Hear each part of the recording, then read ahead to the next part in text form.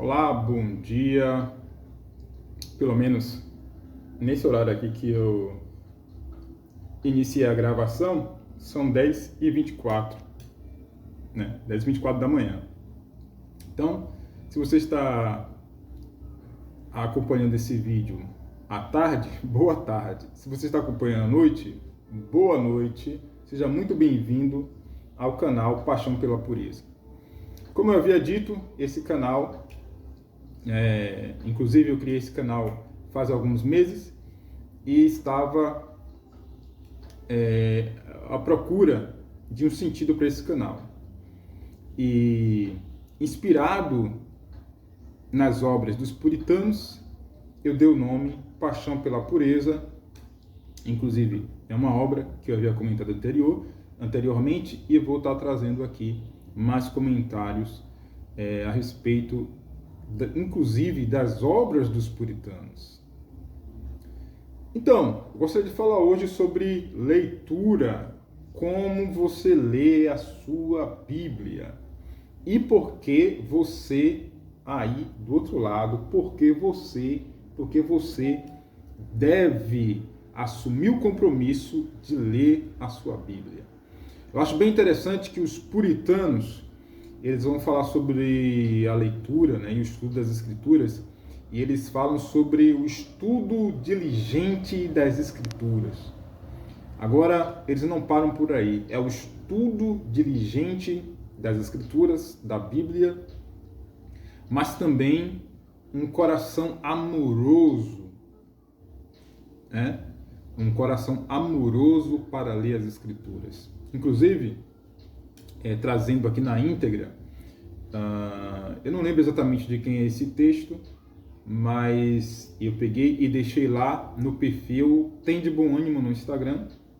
Então, eu deixei essa citação lá, sem referência, infelizmente, mas diz assim: os puritanos enfatizam que o estudo diligente e a leitura amorosa das Escrituras eram essenciais para conhecer a Deus e crescer na fé, vendo-as como a palavra inspirada que revela a sua vontade, né? Revela a vontade de Deus.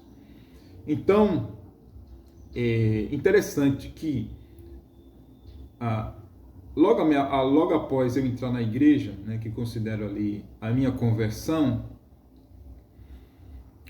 eu recebi uma Bíblia de uma prima minha que já congregava nessa igreja, uma igreja batista, e ela me deu essa Bíblia. Agora, essa Bíblia, ela tinha na capa o Monte Sinai na capa, né? Então ela dava uma volta, então tanto na frente como atrás da Bíblia, o Monte Sinai percorria, né? Tanto a capa à frente como o fundo da Bíblia. E era bem estampado assim, tinha alguns dizeres, tinha um versículo. E essa Bíblia, quem distribuía essa Bíblia era a Igreja Universal, pelo que eu conheço. A Igreja Universal que distribuía essa Bíblia, e a minha prima me deu essa Bíblia. E essa Bíblia já era bem marcada, né? Com marca-texto, caneta, estava desgastada, bem usada. E aí foi que eu me deparei. Beleza, como é que eu leio e como é que eu entendo? Porque são duas coisas, né? Diferentes.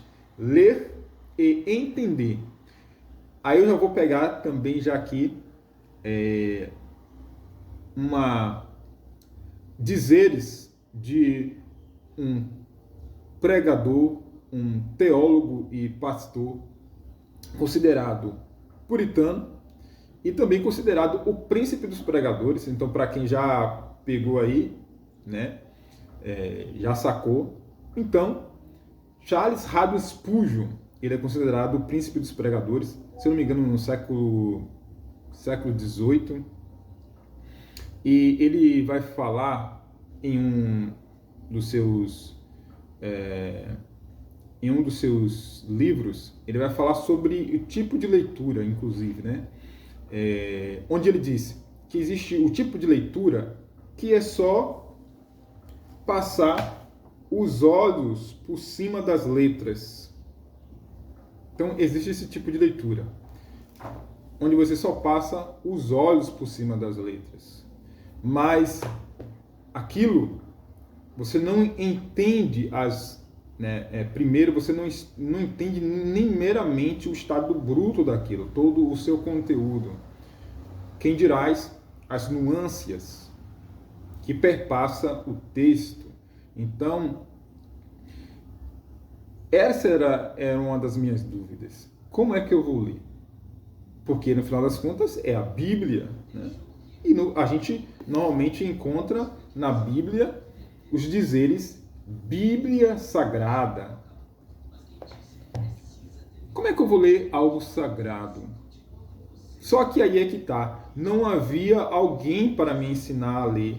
E eu reparo, até hoje, que as pessoas, elas entram na igreja, porque no final das contas elas são evangelizadas, né? E existe um ponto crítico aqui, que eu normalmente tenho feito, que é: a gente sabe que existe o trigo e existe o joio. Muitas pessoas que estão na igreja, elas de fato não foram convertidas. Essa é a grande realidade, principalmente nos dias atuais. Sempre foi assim.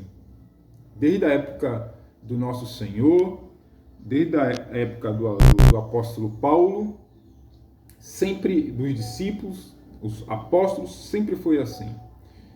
E hoje não é diferente. Nós temos pessoas que elas entram na igreja, e eu gostaria agora de falar sobre aquela pessoa de fato que ela entrou e que ela se entregou a Cristo, que ela é um neoconverso, né, um novo convertido, e ela precisa ser discipulada e ela precisa ser guiada. No entanto, o que é que eu percebo? Essas pessoas, elas passam às vezes por um discipulado e não passam por nenhum tipo de acompanhamento. Elas passam por um discipulado, muitas das vezes duvidoso, né? Infelizmente, essa é a grande realidade para a maioria das igrejas. Nós sabemos que hoje existem milhares de denominações. E muitos, infelizmente, acabam abrindo essas congregações, essas igrejas, com a finalidade única e exclusiva de sacarem o reino dos céus, né? Sacarem os bens, digamos assim, do reino dos céus, né? Os frutos, ou a gordura das ovelhas, como alguns vão dizer. Então, mas perceba, na minha perspectiva, na minha jornada cristã, eu percebo que muitos cristãos, de fato, eles não são discipulados, e existe um fator hoje que é: as pessoas entram na igreja e elas já vêm com uma predisposição, com pré-conhecimento do que é a igreja. Mas a igreja, de fato, ela não... E isso aqui eu não estou generalizando, né? Não estou dizendo nenhuma especificamente, mas eu sei, por experiência, que muitas igrejas são assim, porque eu já congreguei em algumas igrejas, não muitas, mas já congreguei em cerca de 3 igrejas nessa minha jornada cristã. De aí faz mais de 20 anos. Já fui professor de escola dominical, com senhores, com novos convertidos, inclusive na Assembleia de Deus, né? Uma igreja bastante conhecida, renomada, com seus prós e contras, né? Ônus e bônus. Enfim, na minha perspectiva, tente me acompanhar, muitas pessoas, elas entram, só que elas não são, de fato, guiadas. existe ali um discipulado, mais ou menos, e por pouquíssimo tempo, muitas das vezes até elas serem batizadas, o que não dura muito tempo também, ok. Com relação ao batismo, antes, depois, tanto faz. Mas a questão é o discipulado. Então, infelizmente, muitas pessoas elas entram na igreja. A igreja ela não traz um credo para essas pessoas que vai moldar a nova mentalidade dessas pessoas. Pelo menos a mentalidade que essas pessoas, a partir desse momento, a partir da conversão, elas devem passar a desenvolver.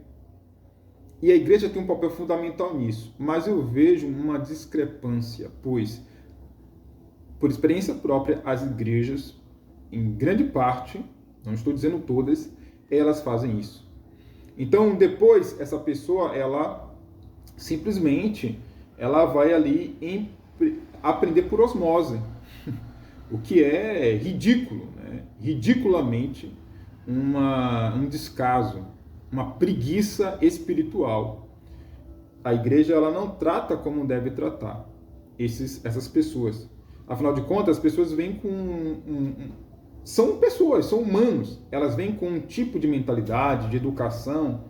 E aqui nós, na igreja pelo menos, nós devemos ser uma família que pertencemos a uma nova pátria que tem seus